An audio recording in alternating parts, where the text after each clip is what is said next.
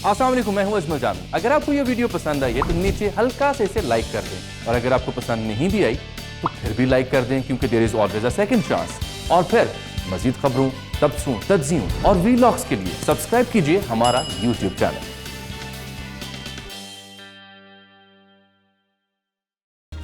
ताहियात नाअहली case जो है उसकी बड़ी अहम समाअत इस वक्त सुप्रीम कोर्ट में जारी है, और उसके अंदर इंसाफ जो है वो भी ट्रायल के ऊपर है।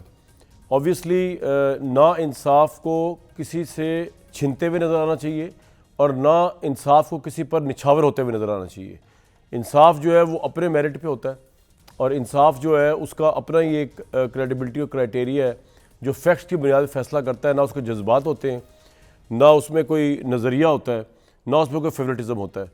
अभी सुप्रीम कोर्ट में समाअत जारी है, इसमें एक तो सोशल मीडिया पर अगर आप देखें तो तब तो वो तो इतनी मतलब यहाँ पे आप प्रेजेंट नहीं कर सकते, और वो हक़ाइक़ से बरक्स भी है। जिस तरह सुप्रीम कोर्ट के मौजूद जजेस को का मजाक उड़ाया जा रहा है, और जिस तरह उन पे हमले किए जा रहे हैं। पाकिस्तान तहरीक इंसाफ का एक चैप्टर जो है वो भी इस वक्त चढ़ा हुआ है चीफ जस्टिस साहब के ऊपर। मैं पढ़ रहा था, उनका एक बंदा है, अजीब सही नाम, शेर अफजल कोई मुरब्बत है, वो कहता है कि जी चीफ जस्टिस के होते हुए इंसाफ नहीं मिल सकता। तो ये चीज़ें जो है पाकिस्तान के इंसाफ के पर्सपेक्टिव में, क्रेडिबिलिटी के पर्सपेक्टिव में बड़ी बगौर देखना चाहिए कि पॉलिटिकल पार्टी, सोशल मीडिया इस तरह की दुशराम तराजी से भी बाज रहे हैं, और दूसरी तरफ कोर्ट्स भी जो है वो उस तरह बिहेव कर रही हों कि इंसाफ होता हुआ नज़र आ रहा हो। अभी ताहियात नाअहली केस में सारी बातें छोड़ के सबसे इंपॉर्टेंट जो दलाइल थे वो फैसल सिद्दीकी साहब के थे, और फैसल सिद्दीकी जो है अदालत के माविन मुकर्रर हुए। परसेप्शन एक तरफ से ये बनाया जा रहा है कि नवाज़ शरीफ साहब को लिवरेज देने के लिए, उनके लिए सारे रास्ते खोलने के लिए पूरी सुप्रीम कोर्ट बिठा दी गई है। मतलब मेरा ये मौक़िफ़ नहीं है, लेकिन ये परसेप्शन बनाया जा रहा है ख़ास तौर पे तहरीक इंसाफ की तरफ से। फैसल सिद्दीकी साहब ने आज बड़े अहम दलाइल दिए। उन्होंने कहा कि दो चीज़ों में फोकस कर रहे हैं कि सुप्रीम कोर्ट का ये फ़ैसला आ चुका हुआ है ताहियात नाअहली का, तो अगर या तो हम ये आज रवायत डाल रहे हैं इस फैसले के ज़रिए, अगर हम इस पर छेड़छाड़ करते हैं कि कोई भी अपील, जैसे कि ये अपील गई हुई है, या कोई भी बाद में आने वाली जो मुकदमा लगता है, वो उसमें इतनी सलाहियत है कि वो सुप्रीम कोर्ट के एक सेटल्ड फाइनल डिसीजन को उठा के बाहर फेंक दे, तो ये एक बिल्कुल ही नया और अजीब व गरीब प्रेसिडेंट कायम हो जाएगा। इससे फिर चैप्टर ऑब्वियसली खुल जाएगा, फिर तो सारे फैसले जो हैं वो कभी भी किसी वक्त भी चैलेंज होकर उनकी फाइनलिटी जो ख़त्म हो सकती है, और एक तरह से बहुत से लोगों के नज़दीक इससे कानून का मजाक भी उड़ जाएगा। दूसरी तरफ फैसल सिद्दीकी साहब ने यह भी दलाइल दिए कि ये भी देखना है कि क्या दस्तूर में तरमीम किए बगैर इलेक्शन एक्ट का एक फ़ैसला जो है वो दस्तूर के ऊपर अगर कोई चीज़ नहीं भी दी हुई, लेकिन तरमीम के बगैर अगर वो हावी हो जाता है, जैसे इलेक्शन एक्ट में 5 साल लिख दिया गया है, तो क्या हम ये कहने जा रहे हैं कि इलेक्शन एक्ट जो आम एक इलेक्शन एक्ट है जिसमें 2/3 की तरमीम और पार्लियामेंट की तरमीम भी शामिल नहीं होती, इस हद तक भी नहीं जाया जाता, वो इतनी हावी है कि वो किसी भी सुप्रीम कोर्ट के फ़ैसले को नल एंड वाइड कर सकती है। In this case Nawaz Sharif को जो नाअहल करार दिया गया, ये मामला चल रहा है। और सबसे बड़ा क्वेश्चन अब ये उठ गया है कि बेसिकली ये जो कोर्ट बैठी हुई है, ये फ़ैसला अगर नवाज शरीफ के हक़ में करती है तो पाकिस्तान में सुप्रीम कोर्ट का इमेज क्या जाएगा। बदकिस्मती से ये डिबेट इस तरफ चली गई है, इलेक्शन की क्रेडिबिलिटी का इमेज क्या जाएगा, और अगर नहीं करती तो क्या जाएगा। बिलावल भुट्टो ने मेरे सामने कि लाहौर में बैठ कर बड़ी तनकीद की, लेकिन जो अहम चीज़ उन्होंने कल कही वो बड़ी इंटरेस्टिंग थी। वो कह रहे थे कि जी, और अजीब सी लॉजिक है उनकी कि या तो अदालत जो है दोनों को अहल करार दे, यानी नवाज शरीफ साहब और इमरान खान को, या फिर दोनों को नाअहल करार दे। मतलब वो चाह रहा है कि दोनों को नाअहल करार दे तो अकेले वही फिरें, फिर पूरे उसके अंदर प्राइम मिनिस्टर कैंडिडेट वाहिद वही हों। लेकिन बिलावल भुट्टो की इस पॉलिटिकल इंटरप्रिटेशन की तो कोई टके की हैसियत नहीं है कोर्ट के आगे, क्योंकि कोर्ट ने अगर एक को नाअहल समझती है तो नाअहल ही करार देना चाहिए, दूसरे को अहल समझती है दूसरे को नाअहल ही करार देना चाहिए, और दोनों अहल हैं दोनों अहल, दोनों नाअहल दोनों नाअहल। लेकिन ऐसे होता हुआ क्या नज़र आ रहा है पाकिस्तान की सुप्रीम कोर्ट में, जहाँ इतना अहम फैसला होने जा रहा है और इलेक्शन की साख इससे मुंसलिक है। क्योंकि अगर ये परसेप्शन ऊपर जाए कि जी खुदा ना खास्ता पाकिस्तान की सुप्रीम कोर्ट जो है वो किसी एक शख्स या नवाज शरीफ साहब को रिलीफ देने के लिए बैठी हुई है, तो ये भी कोई ना सिर्फ अदालतों के लिए अच्छी बात होगी। मैं बिलीव नहीं करता ऐसा हो रहा है, लेकिन अगर ये परसेप्शन उभरे फैसलों से या समाज से, तो ये भी पाकिस्तान के लिए अच्छी बात नहीं ना इलेक्शन के लिए। इस पर ज़रूर आज बात करेंगे। पाकिस्तान में अनयूजुअल हालात हैं, तो ये भी कहा जा सकता है कि सुप्रीम कोर्ट भी अनयूजुअल डिसीजन दे सकती है कि जिस तरह नवाज शरीफ साहब को अब हर केस से एग्जेम्प्ट हो गए, तो लग तो ये रहा है कि उनको बेसिकली बाकायदा था इन केसेस के अंदर, तो जब केसेस ही गलत थे तो ये ताहियात नाअहली तो वैसे ही ख़त्म हो जानी चाहिए अगर इस तरह देखा जाए चीज़ों को। आवे गावे बिगड़ा हुआ जनाब, कहाँ शुरू करें कहाँ ख़त्म करें। मेरे साथ हफीजुल्लाह नियाज़ी साहब, उस्मान बुखारी साहब, अरशद भट्टी साहब मौजूद हैं। भट्टी साहब, ताहियात नाहली पे आपकी राय क्या है? सुप्रीम कोर्ट की प्रोसीडिंग्स पे आपकी राय क्या है? जो सोशल मीडिया में दुशनाम तराजी की जा रही है उस पर आपकी राय क्या है? इलेक्शन की क्रेडिबिलिटी किस हद तक जुड़ी हुई है इस फैसले के साथ? बहुत हद तक जुड़ी हुई है। वैसे मेरी तो ख्वाहिश थी कि साहिब इल्म और साहिब दानिश और मेरे भाई हफीजुल्लाह न्याई साहब से शुरू करें।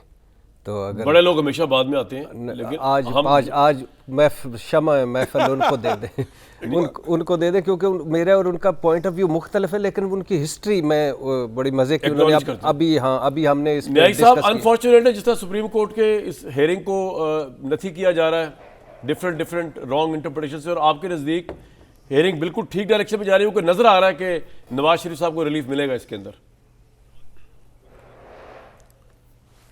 देखिए जी कामरान शाहिद साहब, सर आप जैसे वेल वर्स्ड सिक्काबंद किस्म के जो मीडिया एंकर एनालिस्ट, अब वो ये तो जानते हैं हम सारे कि ये जो हेयरिंग होती है तो कोई मतलब नहीं होता।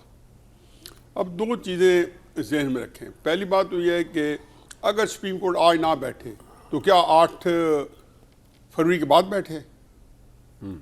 अगर फ़ायदा पहुंचा या नुकसान किसी को पहुंचना है तो इसे इलेक्शन के लिए पहुंचना है ना। बिल्कुल सही। तो वो कौन सा इंसाफ होगा कि जो मुझे 8 फरवरी के बाद मिले जो ना दें या ना दें अलग बात है, लेकिन एटलीस्ट मेरी बात तो सुने कि भाई मैं इस इलेक्शन में लड़ना चाहता हूँ हफीजुल्लाह न्याज़ी, तो मेरे बारे में आज आप करें। बिल्कुल सही। दूसरी बात यह है कि ये हम इतनी पोलराइज किस्म की हमारी सिस्टम बन गया है। आपने देखा है कि ज़रा जो जज भी एक आम लफ्ज़ है, जब बोला तो जाहिर है कि मुस्लिम नून और जितने तहरीक इंसाफ के को जो जिनके हाथों तहरीक इंसाफ के हाथों जो तले गए थे एक अरसे से और इन अदालतों के हाथों, तो उन्होंने उसका वो दरगत बनाई कि अब आप जब आम हालात में हम जब कहते हैं गुड टू सी यू, तो लोग आगे से मुस्कुरा पड़ते हैं, यानी कि उसकी जो कॉनोटेशन है, उसकी जो मीनिंग है वही फ़र्क हो गई है। दूसरा, अतम नल्ला साहब ने बात कही कि जी जो है इमरान खान के बारे में इनोसेंट है। अतम नल्ला साहब बड़े जय्यद किस्म के जज हैं और बड़े उनके बारे में दो ओपिनियन नहीं की जा सकती, और इनोसेंट इसलिए कहा कि वो मुल्ज़िम है और कानून में कहते हैं कि अनलेस प्रूवन गिल्टी। ये उसमें बीबी भी बैठी हैं, ये वकालत करती हैं, इनके तो खैर माशाल्लाह एक नस्लों से एक इनका शिकार माशाल्लाह बैकग्राउंड है, इनके वालिद भी बहुत बड़े जी वही ना, उनके वालिद साहब की उसी का जिक्र कर रहा हूँ। अच्छा, तीसरी बात यह कि तहरीक इंसाफ की एक अजीब व गरीब बदकिस्मती और बदनसीबी है कि उन्होंने काजी साहब के बारे में जो आज फरमा रहे हैं, ये काजी साहब के चीफ जस्टिस बनने से पहले नहीं फरमा रहे थे। जो जनरल आसिफ मुनीर साहब के बारे में आज फरमा रहे हैं, ये 29 नवंबर 2022 को, जबकि उन्होंने बनना ही नहीं था। काजी साहब को तो खैर पता था कि ये अक्टूबर में आकर उन्होंने चीफ जस्टिसशिप का ओहदा संभालना है, लेकिन जनरल आसिफ मुनीर साहब के बारे में तो कि उनको खुद नहीं पता था कि अल्लाह मियां ने पता नहीं किसको बनाना है।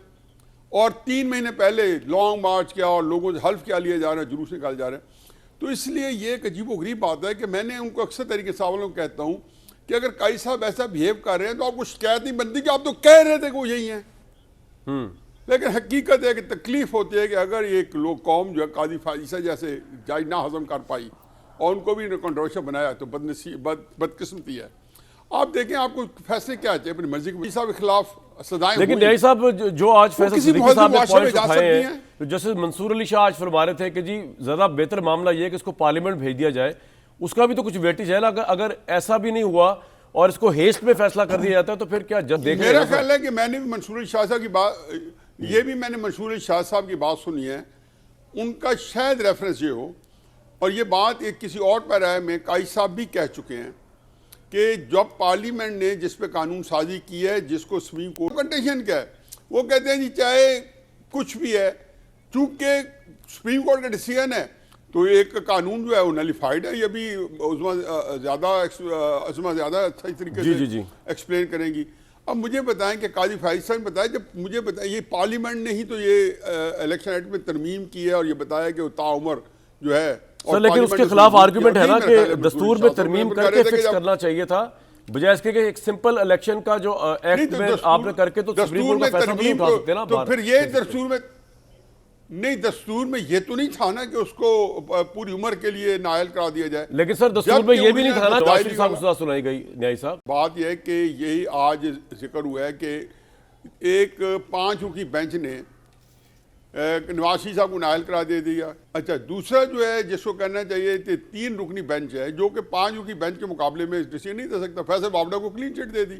ठीक, तो मुझे बताएं कि ये जो डायकॉटमी है या जो एक कॉन्ट्रडिक्शन है इंटरनल कोर्ट के डिसीजन में, जिसको आप खुद उन्होंने कहा, ये मैं नहीं बिल्कुल कह रहा हूं, ये आज कोर्ट के अंदर ये रेजोनेट कर दे ये सारी बातें। लेकिन उन्होंने न्यायी कहा साहब कि एक बात आपने तय है ये कि सारा कुछ अगर किया। अगर आज सुप्रीम एक crisis कोर्ट क्या है? ये फैसला करती है और ऑब्वियसली मेरिट भी करेगी मेरे नजदीक कि नवाज शरीफ अहल है और वॉट एवर रीजन, इसका मतलब ये हुआ कि सुप्रीम कोर्ट का कोई फैसला फिर फाइनल नहीं है, फिर सुप्रीम कोर्ट का हर फैसला। मैं हूं कामरान शाहिद। अगर आपको हमारी ये वीडियो पसंद आई तो लाइक करें, शेयर करें और कमेंट सेक्शन में अपनी आरा से हमें जरूर आगाह करें। अवेयर रहने के लिए मुल्की हालात, बैलगावी मामलात, दुनिया यूट्यूब चैनल सब्सक्राइब करें।